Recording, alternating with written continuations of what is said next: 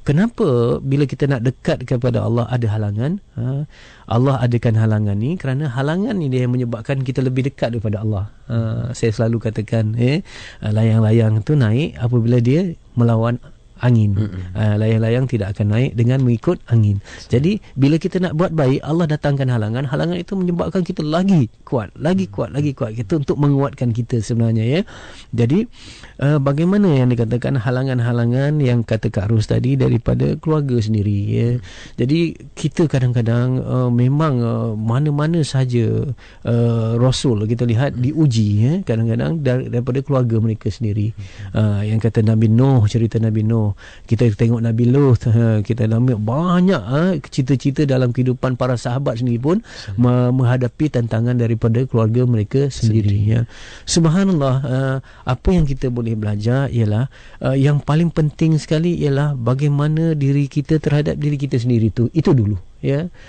Sebab itu kita kena mengubah diri kita tanpa kita rasa terbeban dengan masalah-masalah daripada keluarga kita. Bisa kata, ya, kita kena anggap begini, ya, jangan anggap bila kita nak berubah ni, bila kita nak berubah keluarga kita akan mengikut kita. Tidak, ya. Kita akan ubah dulu diri kita, kemudian baru kita sikit sebanyak kita boleh mengubah keluarga kita. Jadi macam mana? Kita kena lihat bahawa apabila kita berubah ke arah Islam, kita menjadi orang yang lebih baik, orang yang lebih lemah lembut, orang yang lebih berakhlak, orang yang lebih bertoleransi, contoh, ya. Jadi akhirnya orang melihat perubahan kita itu bukan saja memberi manfaat kepada diri kita, tetapi dia memberi impak kepada orang di sekeliling kita. Jadi kadang-kadang kita marah, ni yang menyebabkan dia, kita semayang, kemudian orang lain tak semayang, kita marah kepada orang yang tak semayang. Sedangkan kita nak memperlihatkan kesan solat itu kepada orang yang tak semayang, supaya orang tak semayang dia lihat, oh, ada kesan orang yang solat ini. Dulu misal kata, contohlah kita dalam keluarga, ya, dulu kita ni pemarah. Bila kita solat, nampak sejak hari-hari ni kita boleh kawal diri kita. Dulu kita malas, contoh. Bila kita solat jadi rajin. Dulu kita ni pengotor, bila kita solat jadi pembersih, ya. Dulu kita tidak menepati waktu, bila kita solat jadi menepati waktu. Bila kesan-kesan baik itu dilihat oleh keluarga kita yang terdekat, maka waktu itu mereka mula tertanya-tanya, apa sebab perubahan ini berlaku?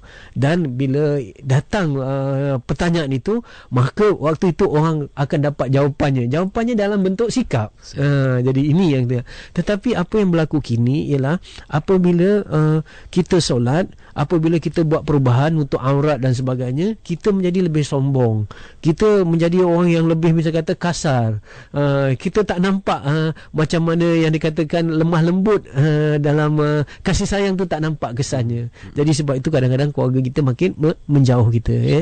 Sebab itu cuba fikir, ya, jangan marah kalau orang lain atau keluarga kita lah tidak berubah mengikut apa yang kita kendaki, kalau kita sendiri tidak berubah mengikut apa yang kita kendaki, ya. Jadi sebab itu kita kena ketat pada diri kita dengan longgar terhadap orang lain. Maksudnya ketat tu kita pada diri kita, pada diri kita amalkan disiplin yang keras, yang tekat, mesti bangun, mesti buat perubahan.